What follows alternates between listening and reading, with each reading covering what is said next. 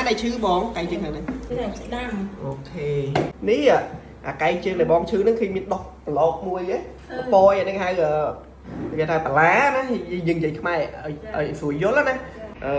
សួស្ដីបងថ្ងៃនេះធុបតុកអីដែរបងបានចេញមកពេទ្យ ទុកកែងជើង ធុបតុកកាយជើង ចា មិនទៅកាយជើងបង កែងជើងនោះដើររួច ដើររួច ចា